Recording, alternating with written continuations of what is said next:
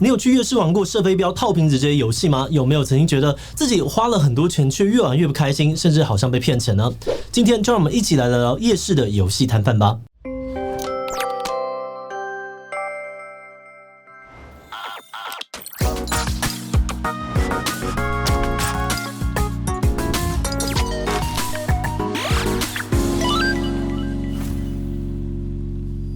Hello， 大家好，我是志奇。对于台湾的夜市文化，我相信大家都不陌生。当我们在跟外国游客介绍台湾时，常常会强调夜市一定是必去的观光行程。除了有很多极具台湾特色的美食，也有许多有趣的游戏摊贩，甚至有人说游戏才是夜市的本体。早期比较经典的夜市游戏，大概就是捞鱼啊、打弹珠、打麻将、套圈圈，或是各种射气球。有在用这个飞镖射的，也有用空气枪啊、BB 枪等等，甚至是射弓箭的形式。那当然，近年游戏摊位的种类也不断的推陈出新，不变的是游戏的奖励常常是吸引人们游玩的重点之一。可是，在这个过程当中，也有不少人都曾经觉得摊贩会刻意搞很多小动作，好像就是不想让人拿奖品，搞得最后游戏体验不好，根本就在坑人。但是摊上真的都这么坏吗？问题到底出在哪？如果真的出现纠纷，顾客又该怎么办呢？在开始今天的讨论之前，先让我们进一段工商服务时间。你有听过光纤到府吗？如果你喜欢打电动、追剧，又或是常常 work from home， 对于网络品质有要求的话，欢迎参考大大宽频推出的大大旗舰方案。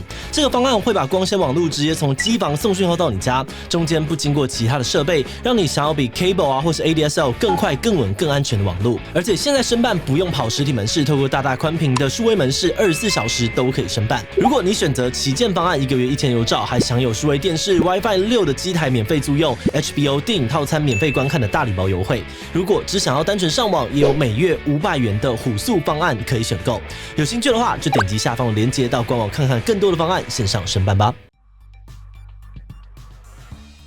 根据某些网络统计，现在大家去夜市最喜欢玩的游戏，大概就是捞鱼、射气球、打弹珠、套圈圈等等。不过，虽然夜市是重要的台湾特色，但这些靠着让人玩游戏赚钱的摊位，其实国外也很多。像是捞鱼游戏最早是出现在日本的祭典活动，而美国的嘉年华活动或是园游会，也常常会见到各种靠着射击或是投掷某个目标来换取娃娃的游戏。而至于这些游戏摊贩是从什么时候开始出现在台湾夜市，目前我们没有找到可以参考的资料。不过多年发展下来现在的夜市游戏已经有了很多台湾在地的特色，像是套圈圈，除了会套酒瓶，有的呢还要会套这个陶瓷。据说这当初是英歌某个陶艺师傅，因为作品常常滞销，所以决定把陶艺瓶摆到套圈圈游戏当中，推出套中就送的促销活动。而大部分的夜市游戏摊贩通常流程都大同小异，客人用钱换取特定的筹码，可能是游玩的次数、可以捞的网子，还有投掷的球啊，或者是飞镖，或者是圈套等等。然后如果他的游戏结果有达到一定的门槛，就能够换到各种的奖励。所以对于很多人来说，他喜欢去夜市玩游戏，除了过程有趣之外奖品也是一大的诱因。但这几年我们偶尔也能够在新闻或者是网络上面看到有人批评夜市的游戏都在坑人，只有盘子才会去玩。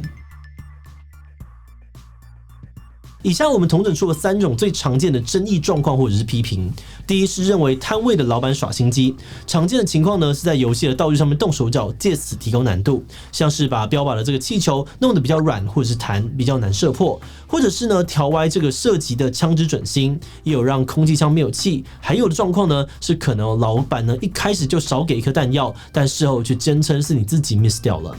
第二则是认为奖品不值得，不少游戏的奖励是布娃娃，而许多娃娃的成本不过几百块，但玩一次游戏可能就要100块了。即使摊位上面也有比较大只、比较贵的奖励娃娃，但通常是作为最大奖，取得的条件极为困难。这让客人的技术再强，也要花很多次才能够拿到，这使得花费早就超过了娃娃的价格。而最后是遇到摊位老板没有说清楚规则，常见的情况是一开始先不讲清楚游戏的流程，等到游戏中看到客人的表现之后，才讲明可以选取的奖励范围，甚至是改口可以获得的奖品的条件。例如老板可能会说射中几颗气球可以获得小娃娃，却没有指明清楚说哪些小娃娃，而客人以为摊位上面摆出来的那几个，结果最后老板才从后方拿出了更小的吊饰娃娃当做奖励。还有的情况是没有先说好收费的方式，像是价目没有用文字标示出来，而是由老板口头说明，等游客开始玩之后，他又改口喊其他的价钱。那无论是哪一种状况，很多人就会批评这些老板就是来骗钱，想要谋取暴利。不过针对这点，老板可能也有话要说。很多批评的人会说，经营这些摊位不需要什么成本，只要买些娃娃、道具就可以了。还有人说呢，自己有认识的夜市摊贩可以赚到买房买车。不过，根据我们查到其他做过夜市的人分享，夜市摆摊虽然有机会赚大钱，但也很容易亏大钱，是高风险高报酬的生意。最简单的来说呢，经营的难度跟人流数高度相关。人多的时候确实可以赚很多，一碗几万块都没有问题，但一没有人流就容易赔钱，可能一天只有1-2千块，根本入不敷出。另外，经营摊位的成本也不会只有摊位上面看到的摆设，还包含了租设摊位的费用、晚上灯光的电费等等。而且夜市摆摊通常呢也只有固定的时段，所以对于老板来说，就算一个晚上有赚不少，但平均算下来收入也不一定很多。从经营的角度来说呢，老板原本就是出来赚钱的。如果所有人来玩游戏都是获满满，那老板不就是亏到爆了吗？所以老板的游戏规则呢，一定是经过计算，确保他可以赚到钱。而且为了吸引人流，他也会让游戏看起来轻松，容易得到奖品。咦，这样说是不是就表示老板的行为都情有可原，没有问题了呢？关于这个问题哦，我们或许可以分成2个方向来讨论。首先是民众与摊位老板双方的认知落差。从客人的角度来说呢，他看到老板大剌剌的用各种奖品来吸引大家上门，感觉可能有点像是呢他在拐个弯卖那些东西。你要拿到这些大娃娃，必须要先通过某种考验。所以呢，当他们发现自己根本拿不到这些奖品的时候，很容易就会觉得自己被诈骗了。但从老板的角度来看，自己贩卖的其实是游戏的体验过程，那些奖品都是附加的，只是让大家更愿意来玩，或是玩起来会更开心的助力而已。所以只要有客人呢有顺利的玩到游戏，那这笔交易就没有什么问题。那这个部分因为牵涉到认知问题哦，所以谁对谁错确实有点难归咎。不过如果老板没有事先明确的标示消费的方式或相关资讯，导致交易双方的资讯不对等，甚至还临时更改规则等等，就很有可能因为破坏了交易的公平性而触犯到法律。那身为游客的我们，如果真的不幸遇到这种状况，可以怎么申诉呢？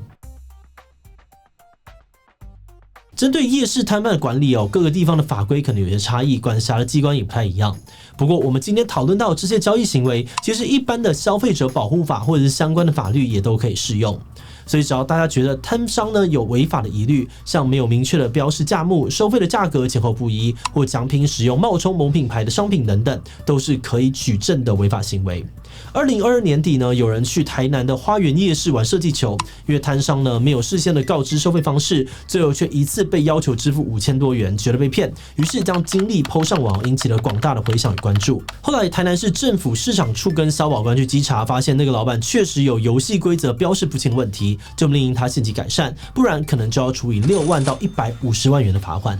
另外，花园夜市的管理委员会知道这件事情之后，认为那个老板的行为影响了夜市的形象，还主动要求他停业1个月。这几年呢，很多地方政府或者是夜市的管委会其实都蛮重视自己的观光形象的，所以如果大家在夜市遇到疑似的诈骗，只要搜集明确的事证，向管委会或是地方的主管机关检举，应该都有机会成功哦。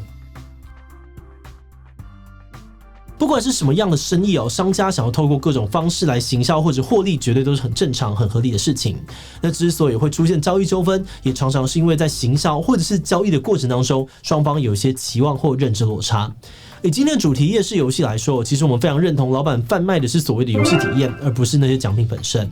那根据我们的观察，会觉得自己花多少钱玩游戏就一定要换到等价商品的游客，可能也算是少数。会引起争议的，通常真的都是摊商有明显的越界，刻意的操弄资讯落差。但是针对这些几乎可以说是欺骗的行为，很多人可能都会觉得啊，也不是什么大钱，摸摸鼻子就算了，也不一定特别会去检举。毕竟就算去检举，也不一定能够拿到什么赔偿，当时那个坏掉的心情也没有办法要回来。